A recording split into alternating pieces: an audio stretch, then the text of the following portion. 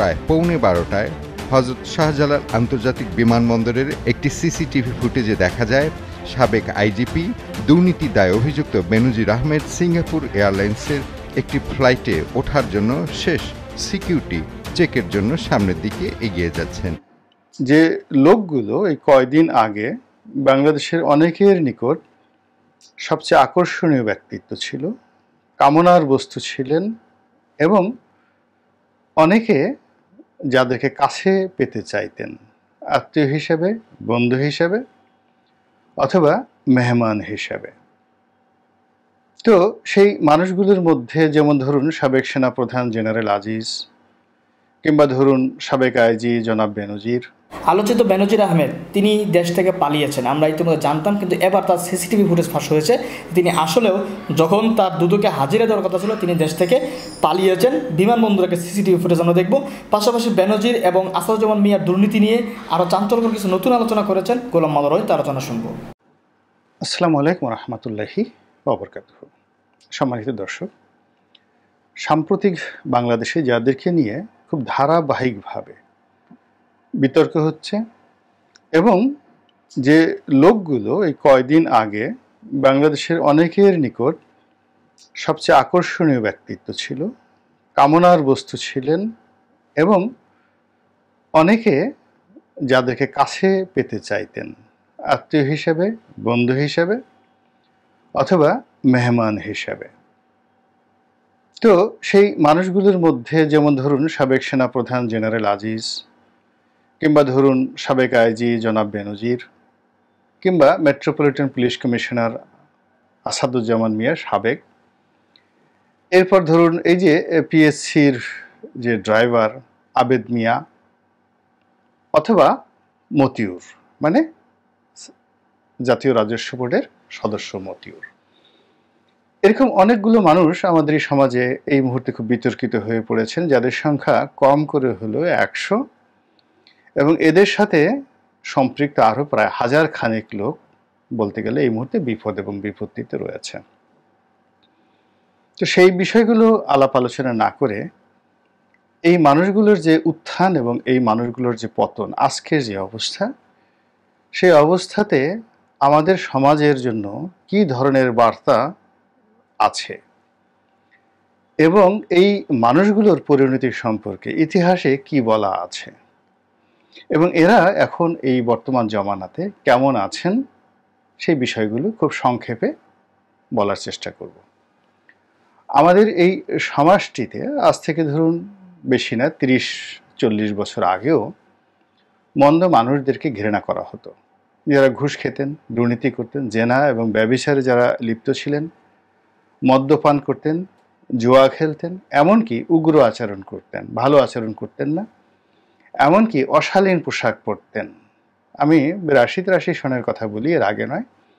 যেমন যে সমস্ত লোক একটু লুঙ্গি পরতেন একেবারে মাটির সঙ্গে মিশিয়ে, লম্বা করে লুঙ্গি পরতেন, এমনভাবে লুঙ্গি পরতেন যে পুরুষের সেই লুঙ্গি নারীর মতো একেবারে মাটির সঙ্গে মিশে যেত। তো এই মানুষগুলোকে আমাদের এই সমাজ ভালো চোখে দেখত না। তারপর যারা সিগারেট খেতেন, প্রকাশ্যে ধূমপান করতেন, বিশেষ করে তরুণদের মধ্যে যারা প্রশ্নই আসে না, এমনকি বয়স্ক মানুষ যারা প্রকাশ্যে ধূমপান করতেন, তাদেরকে এই সমাজ খুব খারাপ জানতো।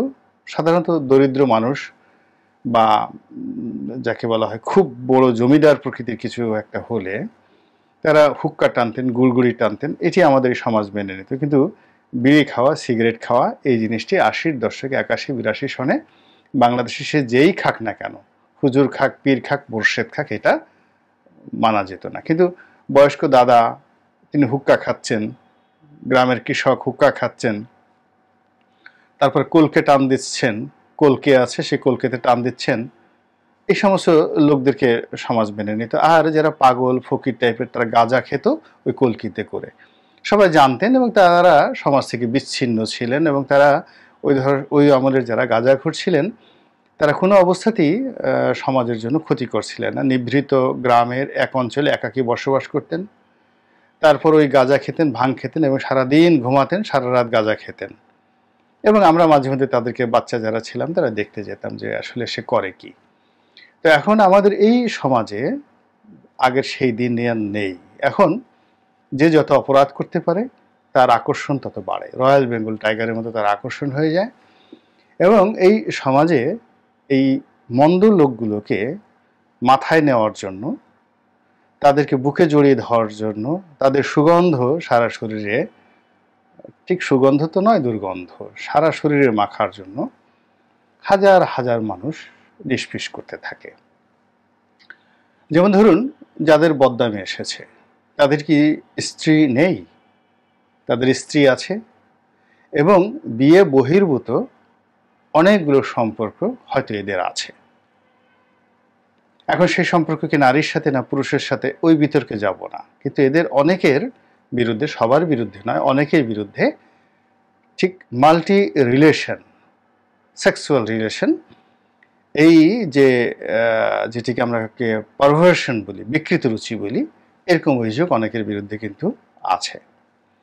কিন্তু তারপরেও তারা কি নিজের সন্তান, পিতামাতা, আত্মীয় স্বজন দ্বারা নিগৃহীত হয়েছেন, ঘৃণিত হয়েছেন, কিংবা তাদের কোনো মুরব্বী তাদেরকে কি কখনো জুতো পিটা করেছে? অথচ এই সমাজে 50 বছর ছেলের বয়স, 60 বছর হয়ে গেছে ছেলের বয়স। তো আমি নিজে দেখেছি 80 বছরের পিতা সেই অন্যায় করার জন্য 60 বছরের ছেলেকে জুতো পিটা করছে, বা বড় ভাই জুতো পিটা করছে ছোট ভাইকে।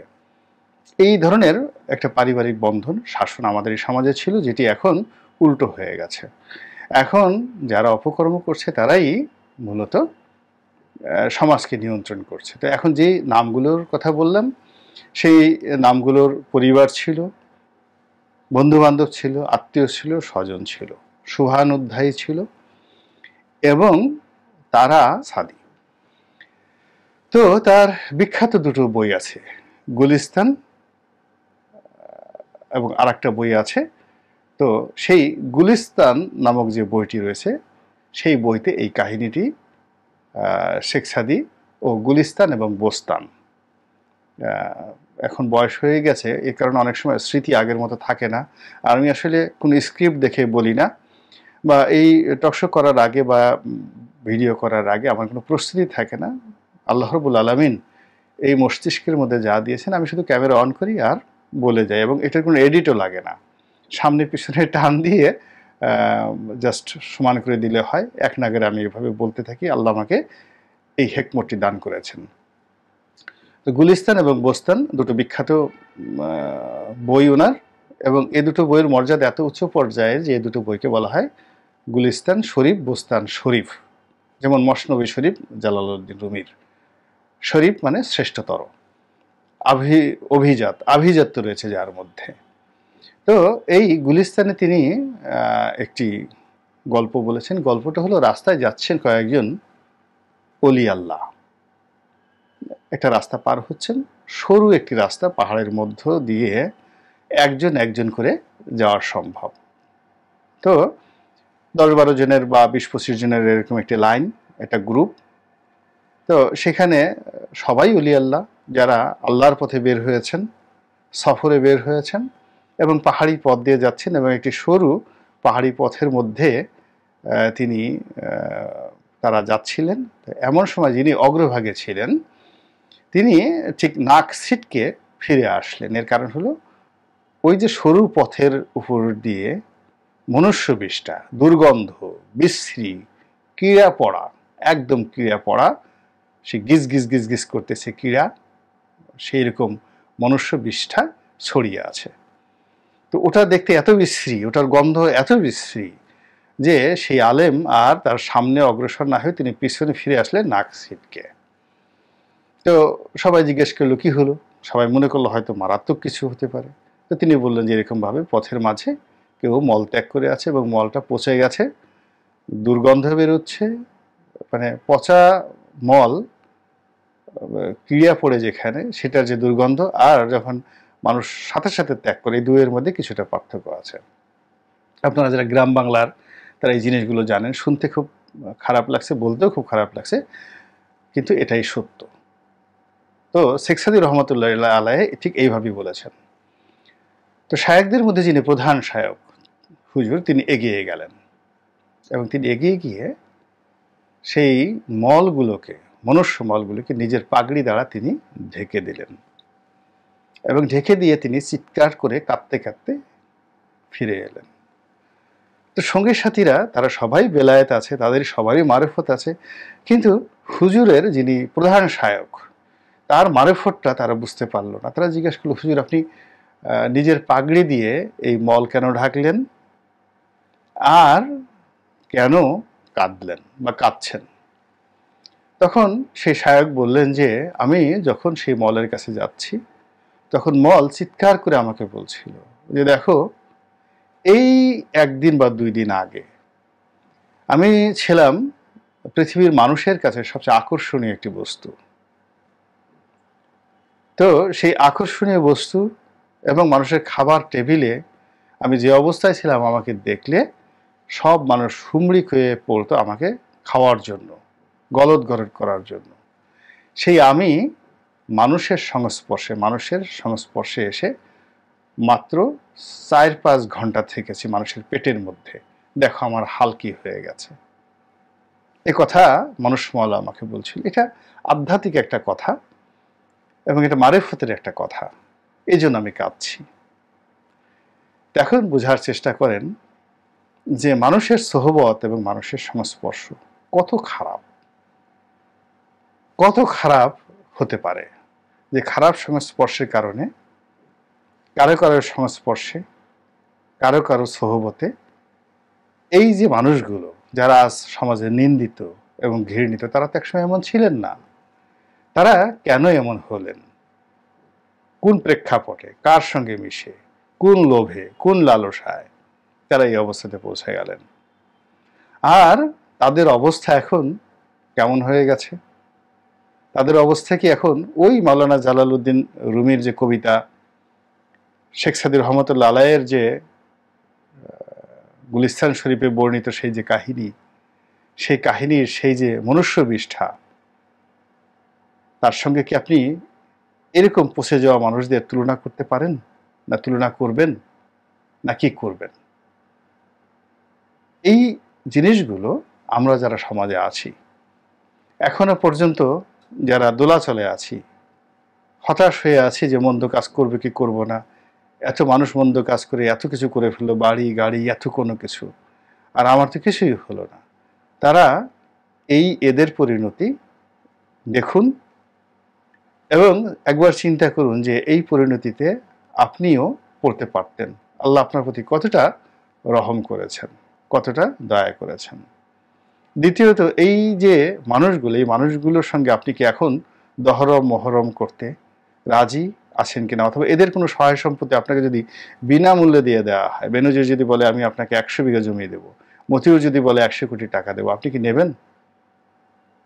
তাহলে চিন্তা করুন যে যেখানে 1 লাখ টাকার জন্য আপনি অনেক কিছু করতে পারেন, সকাল থেকে রাত পর্যন্ত টানা 1 মাস পরিশ্রম করেও অনেকে 1 লাখ টাকা মাসে ইনকাম করতে পারেন না। তো সেখানে যদি এরা আপনাকে 100 কোটি টাকা এখন দিতে চায়, আপনি পালাবেন, আপনি বলবেন যে ওই টাকা আমার দরকার না। বুঝুন যে অর্থ আপেক্ষিকভাবে কতটা নিকৃষ্ট হয়ে যায়। থার্ডলি হলো আপনি এদের সাথে আত্মীয়তার বন্ধন করে এদেরকে এই মুহূর্তে রক্ষা করতে চান কিনা, এদেরকে জড়িয়ে ধরতে চান কিনা, এদেরকে মাথায় আগের মতো নিতে চান কিনা, এদেরকে আপনার পাগড়ির উপরে বসাতে চান কিনা।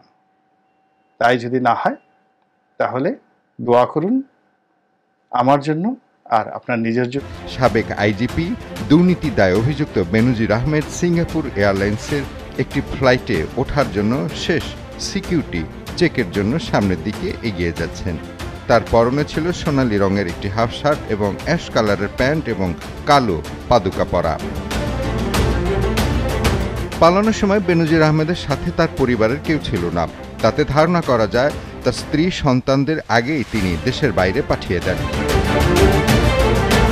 সিঙ্গাপুর এয়ারলাইন্সে ওঠার শেষ নিরাপত্তার তল্লাশির স্থানে দেখা যায় বেনজির আহমেদ তার শারীরিক তল্লাশি শেষ না করে পাসপোর্ট হাতে সামনে দাঁড়িয়ে থাকেন, আর তার হ্যান্ড লাগেজের নিরাপত্তার তল্লাশি শেষ করে বেনজির আহমেদের হাতে দেন এক পুলিশ কর্মকর্তা।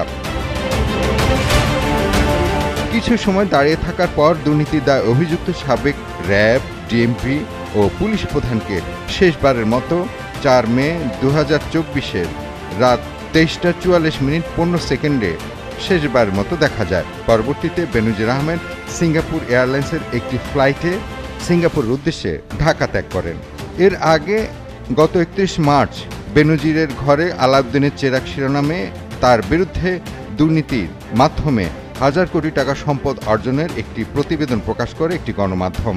পরে বিষয়টি দুদকের নজরে আসলে 28 মে বেনজির আহমেদকে 6 জুন এবং তার স্ত্রী সন্তানকে 9 জুন দুদক কার্যালয়ে এসে সম্পদের হিসাব বর্ণনা দেওয়ার জন্য চিঠি পাঠায় দুদক, কিন্তু বিধি বাম।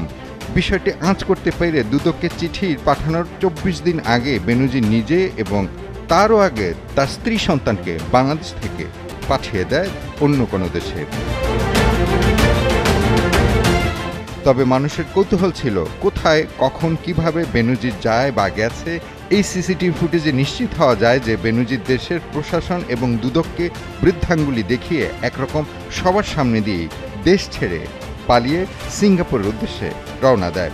তবে সিঙ্গাপুর গেল বেনজির আহমেদের বর্তমান অবস্থান কোথায় সেই তথ্য জানার চেষ্টা চলছে। মাটির তলে ঢুকলে সেখান থেকে বের করে নিয়ে আসবে। মহিম মিজান। দর্শক, আপনারা দেখলেন, রনিবার আলোচনা শুনেছেন, মন্তব্য করবেন। এই যে দেখেন বেনজির পালাচ্ছে, এটা 4 মের, কিন্তু আমরা জানি যে 10 মে মধ্যে বেনজিরকে আদালতে হাজির দেওয়ার বা দুদকে হাজির দেওয়ার কথা ছিল। দুদক বলেছিল, দুদক তো জানতো, সবাই তো জানতো যে বেনজির চলে গিয়েছে। এই সিসিটিভি ফুটেজ কি ওই সময় ছিল না? এই ইমিগ্রেশন লোক কি তারা দেখে না? দেখছে। ওই সময় কেউ প্রকাশ করতে পারে না, কারণ প্রকাশ করতে দেওয়া হয়নি। ওই সময় আওয়ামী লীগ সরকার ক্ষমতা ছিল, আর আওয়ামী লীগ সরকারের তত্ত্বাবধানে বা তার সহযোগিতা বেনজির দেশ ছেড়েছে। বোঝা যাচ্ছে যে বেনজির আহমেদকে নিয়ে নাটক এবং আসাদুজ্জামান মিয়ার নাটক এবং পুলিশের যে দুর্নীতিগুলো ফাঁস হয়েছে সব কিছুই আসলে সাজানো নাটক ছিল।